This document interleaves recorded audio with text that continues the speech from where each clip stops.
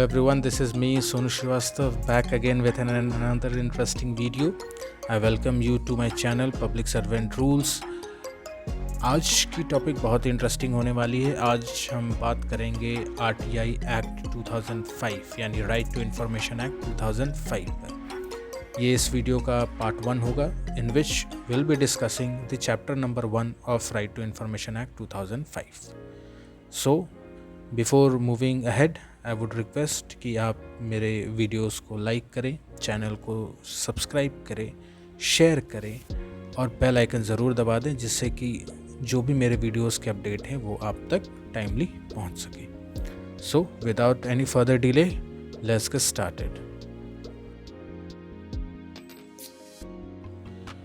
So before moving to the RTI act will be looking over a short introduction जिससे कि आपको एक overview मिल जाए that what will be studying further.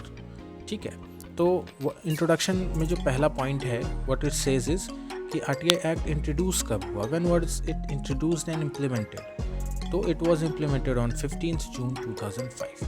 Now what exactly is an RTI act?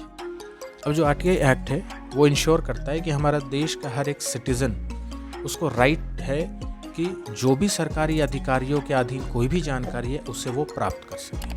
अब भाई ये जानकारी प्राप्त करने की ज़रूरत क्यों है? अगर आप जानकारी प्राप्त करोगे तो इससे दो चीज़ें होती हैं. पहला, एक तो ट्रांसपेरेंसी बढ़ेगी, पारदर्शिता बढ़ेगी कि एक जो हमारी जो जनता है उसे भी पता चलेगा कि क्या क्या चीज़ हो रहा है, उनके आसपास में जो भी कार्य हो रहा है वो कैसे हो रहा है. ठीक है, और दूसरा अकाउंटेबिलिटी भी मेंटेन होगी. अगर किसी सरकारी कर्मचारी के द्वारा कुछ गलती होने के कारण अगर कुछ हो रहा है, सपोज दुर्घटना हो रही है या कार्य नहीं हो रहा है, तो उससे जानकारी लेकर एक अकाउंटेबिलिटी सेट की जाएगी कि हाँ ये जो गलती हो रही है, ये जो कार्य रुका हुआ है वो इस कर्मचारी के द्वारा हो रहा है या इस विभाग के द्वारा हो रहा है और उसके रिलेटेड फिर आगे कार्रवाई हो सकती है. नेक्स्ट, इंट्रोडक्शन में एक बहुत ही ब्यूटीफुल लाइन लिखा हुआ है कि जो हमारा देश का जो संविधान है उसने हमारे देश को एक लोकतांत्रिक देश बनाया है. ठीक है, so we are a democratic republic. और जो लोकतंत्र ये कहता है, डेमोक्रेसी ये कहता है कि जो सिटीज़न है वो इन्फॉर्म्ड होने चाहिए और ट्रांसपेरेंसी मेंटेन होनी चाहिए जिससे कि जो गवर्नेंस है, जो ये सरकारी कामकाज है वो बहुत सुचारू तरीके से चल सके और अगर कोई करप्शन भी हो रहा है तो उससे भी लड़ा जा सके. ठीक है, तो ये एक डेमोक्रेसी की पहचान होती है. अब यहाँ पर ये हो सकता है कि हम सारी जानकारी इस एक्ट के तहत तो कहा गया है कि हम सरकारी जो भी जानकारियाँ हैं वो हम प्राप्त कर सकते हैं, पर कभी कभार ऐसा हो सकता है कि कॉन्फ्लिक्ट हो, विवाद हो सकता है कि कुछ ऐसी जानकारियां हैं जो कि जनता को नहीं मिलनी चाहिए, सीक्रेट हो सकती है, कॉन्फिडेंशियल हो सकती है.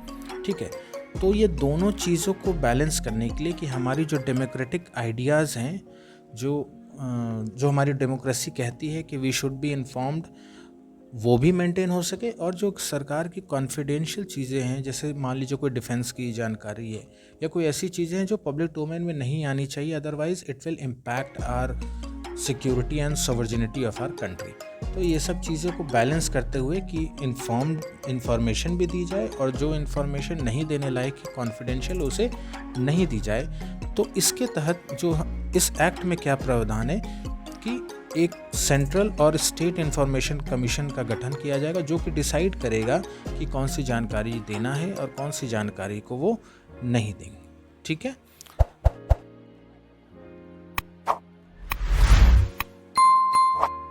जब हम RTI एक्ट शुरू कर रहे हैं तो हम ये जान लें कि जो RTI एक्ट है वो 6 चैप्टर्स में डिवाइडेड है, यानी उसमें 6 चैप्टर्स हैं जिसके अंतर्गत हम 31 सेक्शंस देखेंगे, 31 sections along with 2 schedules. Now let's move forward to RTI act 2005. So these are the real contents of the RTI act 2005. जैसे मैंने आपको ऑलरेडी लास्ट स्लाइड में बताया था कि we have 31 sections which are divided into 6 chapters. तो आज की वीडियो में हम डिस्कस करेंगे चैप्टर नंबर 1 प्रीलिमिनरी, जिसमें हम सेक्शन नंबर 1 और 2 पर बात करेंगे. आगे जो चैप्टर नंबर 2 है जो हम लोग नेक्स्ट वीडियो में देखेंगे उसमें हम सेक्शन नंबर 3 से लेकर 11 तक बात करेंगे, फिर फॉलोड बाय जो भी रेस्ट ऑफ द चैप्टर्स रहते। जैसे आप देख सकते हो चैप्टर नंबर 3 जिसमें सेंट्रल इंफॉर्मेशन कमीशन के बारे में हम जानेंगे, कवरिंग सेक्शन 12 से 14। फिर चैप्टर नंबर 5 है जिसमें हम स्टेट इंफॉर्मेशन कमीशन के बारे में जानेंगे, विच विल कवर सेक्शन 15 से लेकर 17। फिर हम आगे देखेंगे चैप्टर नंबर 5 जो कि बात करेगा इंफॉर्मेशन कमीशंस के पावर्स एंड फंक्शंस क्या होते हैं और अपील और पेनल्टी के रूल्स क्या होते हैं, उस पर हम बात करेंगे। And the chapter number 5 covers section 18 से 20 तक। And then at last towards the end of the act हम बात करेंगे chapter number 6 which will have some miscellaneous rules, जो कि कवर करेगा सेक्शन 21 से लेकर 31 along with the 2 schedules. So these are the contents. तो स्पेसिफिकली हम इस वीडियो में पढ़ेंगे chapter number 1 which is preliminary, जिसमें हम बात करेंगे 2 सेक्शंस के बारे में, section number 1 and section number 2। तो बिना किसी देरी के चलिए शुरू करते हैं।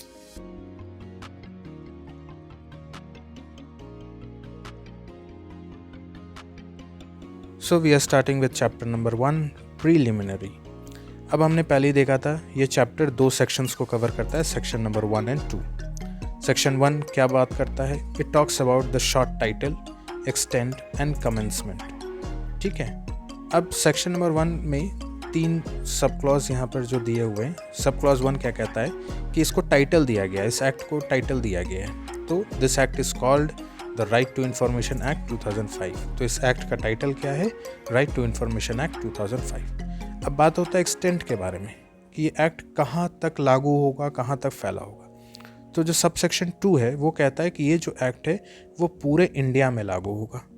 पहले क्या था कि ये JNK में ये एक्ट लागू नहीं होता था, ठीक है, but now it is applicable, it extends to all of the India. तीसरा क्या है कि ये शुरू कब से होगा? तो इसमें जो कहा गया है कि इस RTI एक्ट के जो सेक्शन 4 का सब क्लॉज 1, 5 का सब क्लॉज 1 एंड 2 और सेक्शन 12, 13, 15, 16, 24, 27, 28 ये जो सेक्शंस हैं ये तो क्योंकि ये ज़रूरी सेक्शंस हैं तो ये इमीडिएटली लागू हो जाएंगे, मीन्स फ्रॉम 15 जून 2005। बाकी के जो सेक्शंस हैं that will be applicable after 120 days, यानी ये जो 15 जून 2005 के 120 दिन के बाद से ये बाकी सारे जो सेक्शंस हैं वो लागू होंगे। ठीक है, अब आते हैं सेक्शन 2 जो कि बात करता है डिफिनेशंस के बारे में, यानी इस एक्ट में जो भी शब्द को यूज़ किया जाएगा उसका मतलब क्या होगा वो ये वहाँ पर बताया जा रहा है। अब क्योंकि इसमें बहुत सारे वर्ड्स होते हैं तो मैंने बस जो इम्पॉर्टेंट वर्ड्स है जो आपको एग्ज़ाम के लिए या जनरल नॉलेज के लिए जो वर्ड्स की मीनिंग जाननी ज़रूरी है, मैंने बस उसी वर्ड्स को यहाँ पर दर्शाया है। अब जो पहला वर्ड यूज़ हुआ है विच इज़ अप्रोप्रिएट गवर्नमेंट। अब अप्रोप्रिएट गवर्नमेंट का मतलब क्या हुआ? कोई भी ऐसी पब्लिक अथॉरिटी जिसे बनाया गया है या जिसका मालिक है या जिसे कंट्रोल किया जाता है उस फंड से जो फंड डायरेक्टली या इनडायरेक्टली इन जो नीचे के जो 2 क्लॉज है वहाँ से प्राप्त हो रहे हों। जैसे वो फंड सेंट्रल गवर्नमेंट से प्राप्त हुआ हो, चाहे डायरेक्टली या इनडायरेक्टली, या यूनियन टेरिटरी से या स्टेट गवर्नमेंट से, ठीक है, तो वो किसी भी गवर्नमेंट या यूनियन टेरिटरी से इनडायरेक्टली या डायरेक्टली अगर कोई भी सरकारी विभाग, संस्था अगर बनाया गया है या मालिक है या कंट्रोल किया जाता है, चाहे पार्शियली कंट्रोल होता हो या फुली कंट्रोल होता हो। जैसे बैंक्स हो गए, बैंक्स क्या है 50% गवर्नमेंट का कंट्रोल होता है, 51%, तो वो पार्शियली कंट्रोल हुआ, ठीक है। बट जो विभाग हैं, जो सरकार के जो विभाग होते हैं फुली कंट्रोल होते हैं। तो ये दोनों को अप्रोप्रिएट गवर्नमेंट के डेफिनेशन में डाला गया है।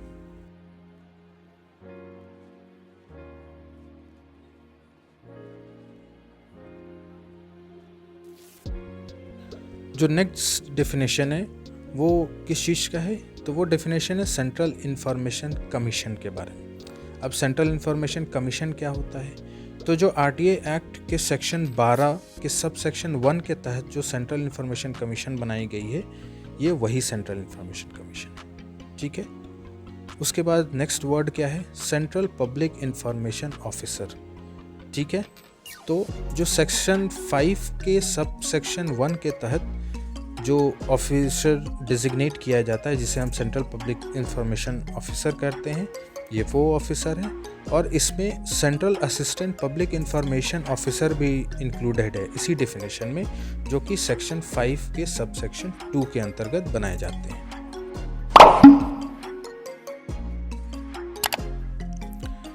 नेक्स्ट जो वर्ड्स हैं वो हैं चीफ इंफॉर्मेशन कमिश्नर और इंफॉर्मेशन कमिश्नर।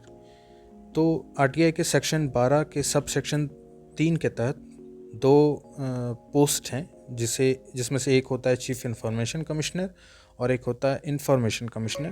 तो ये उस वर्ड का डेफिनेशन है। मैं एक एडिशनल इन्फॉर्मेशन आपको ये दे दूं कि आज के डेट में हमारे current chief information commissioner CIC हैं श्री हीरालाल समरिया।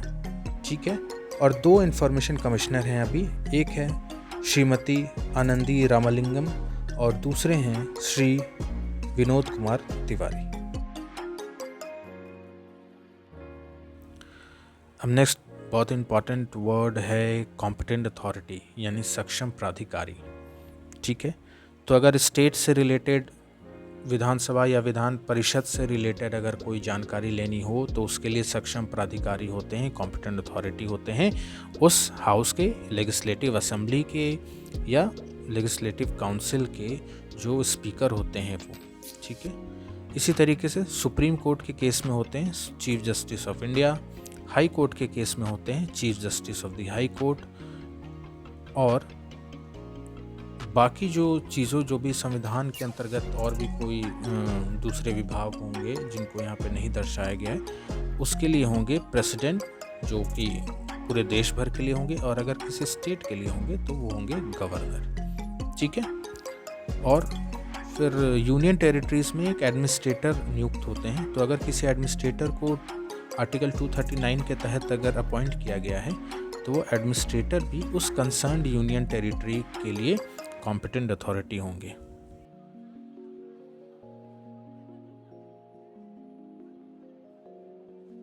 Now another very important word, information, जानकारी।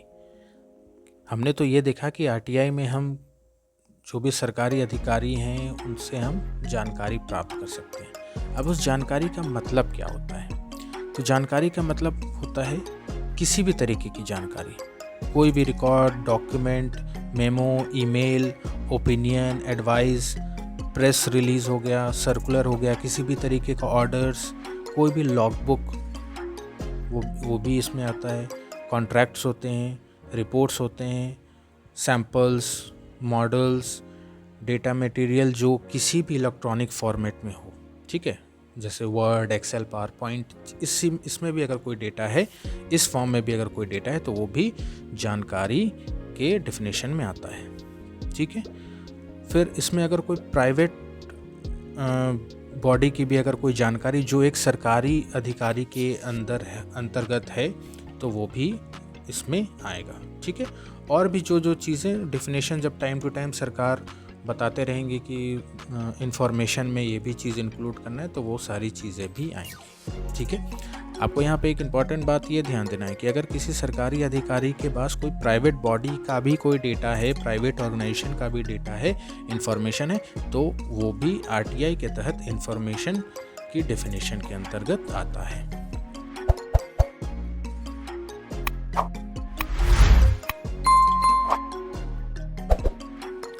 Now the next definition is public authority. ऐसे तो ये इसका मतलब सार्वजनिक प्राधिकारी होते हैं, बट मैं क्योंकि ये थोड़ा सा लेमन लैंग्वेज में जो आपको आसानी से समझ आए तो मैं इसे सरकारी अधिकारी वर्ड मतलब मुझे बेहतर लगता है इस तरह से इसका यूज़ करना। तो पब्लिक अथॉरिटी का मतलब क्या होता है? ऐसे कोई भी अथॉरिटी, ऐसा कोई भी अधिकारी, प्राधिकारी या कोई भी संस्था, ठीक है, चाहे वो सेल्फ गवर्नमेंट ही क्यों ना हो, ठीक है, तो ऐसी कोई भी संस्था जो कि कॉन्स्टिट्यूशन के तहत बनी हो या पार्लियामेंट के किसी भी कानून के तहत बनी हो, राज्य के किसी पार्लियामेंट के कानून के तहत बनी हो, ठीक है, या किसी भी सरकार के द्वारा अगर एक नोटिफिकेशन जारी करके बनी हो, तो वो सभी पब्लिक अथॉरिटी के डेफिनेशन में आते हैं, ठीक है।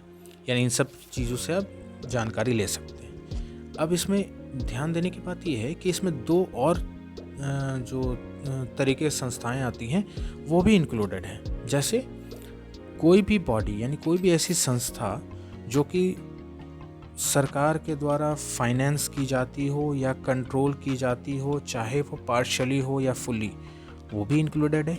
दूसरा, जो गैर सरकारी संस्था है जिसे हम एनजीओ कहते हैं, वो भी अगर डायरेक्टली या इनडायरेक्टली गवर्नमेंट से अगर वो फंड प्राप्त कर रही है, तो वो भी संस्था जो होगी वो आरटीआई के दायरे में आएगी और उसे पब्लिक अथॉरिटी माना जाएगा, ठीक है। Now record. अब भाई रिकॉर्ड्स जो पब्लिक अथॉरिटीज़ मेंटेन करके रखती हैं, पब्लिक डिपार्टमेंट्स मेंटेन करके रखती हैं, वो रिकॉर्ड्स में किस किस चीज़ों का रखा जाता है।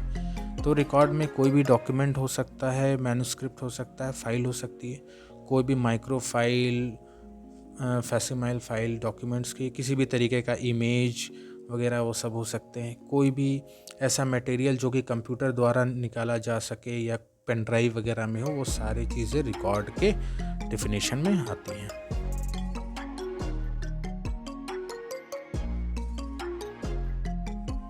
Now here comes the very very important word जिस पे ये पूरा एक्ट ही जिसके लिए बनाया गया है, which is right to information, सूचना का अधिकार, ठीक है। अब सूचना का अधिकार शब्द का क्या मतलब है कि इस एक्ट के तहत जो भी पब्लिक अथॉरिटीज़ हैं, जो भी सरकारी प्राधिकारी हैं जिनके कंट्रोल में किसी भी तरीके की जानकारी, इन्फॉर्मेशन, डेटा है, तो वो भारतीय सिटीज़न को प्रदान करेंगे। यानी भारतीय नागरिकों का ये हक है, सूचना का अधिकार का हक है उनका, ठीक है। अब इस जानकारी में और भी चीज़ें क्या क्या हो सकती हैं। अगर किसी कार्य का कोई इंस्पेक्शन हुआ हो, उसका डॉक्यूमेंट, रिकॉर्ड, ये भी जानकारी प्रदान करनी होगी। किसी चीज़ का जो नोट्स है, किसी बुक्स या किसी आर्टिकल का या किसी डॉक्यूमेंट्स का कोई एक्सट्रैक्ट है, उसमें कोई एक हिस्सा है, वो भी प्रदान करना होगा। किसी डॉक्यूमेंट का सर्टिफाइड कॉपी हो गया, रिकॉर्ड हो गया, वो भी प्रदान करना होगा। किसी भी मटेरियल का जो सर्टिफाइड सैंपल है वो भी प्रदान करना होगा। किसी भी फॉर्म में जानकारी अगर मांगी जाए तो वो भी पब्लिक अथॉरिटी को देना होगा, वो सूचना के अधिकार के अधीन आता है। किसी भी फॉर्म में मतलब अगर किसी को फ्लॉपी में चाहिए, सीडी में चाहिए, पेन ड्राइव में चाहिए, वीडियो टेप्स में चाहिए, ऑडियो टेप्स में चाहिए, ठीक है, मेल के माध्यम से चाहिए, तो इन सब माध्यम से भी जानकारी लेने का अधिकार, सूचना का अधिकार एक भारतीय नागरिक को है। So this is what is the definition of right to information. Now the next word is state information commission. तो आरटीआई एक्ट सेक्शन 15 के सब सेक्शन 1 के तहत एक स्टेट इंफॉर्मेशन कमीशन का गठन होता है। Then the words are state chief information commissioner और state information commissioner.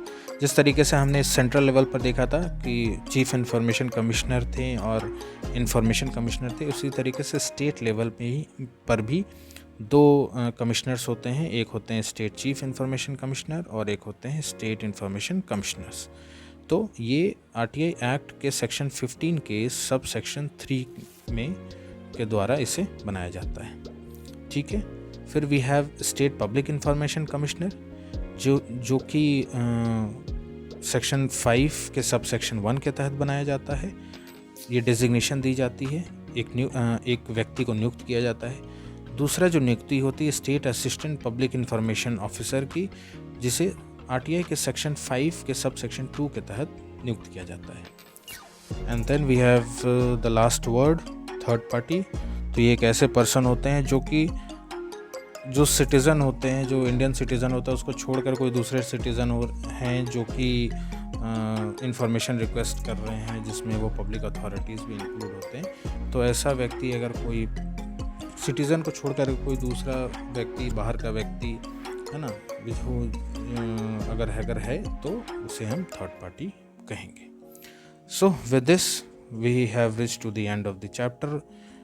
Thank you for being with me for so long. Next video में, नेक्स्ट RTI की वीडियो में हम चैप्टर नंबर 2 डिस्कस करेंगे।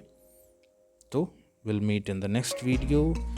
Till then, keep liking my videos, keep sharing my videos, and please subscribe Public Servant Rules. So this is me, Sonu Srivastava, signing off. Bye bye.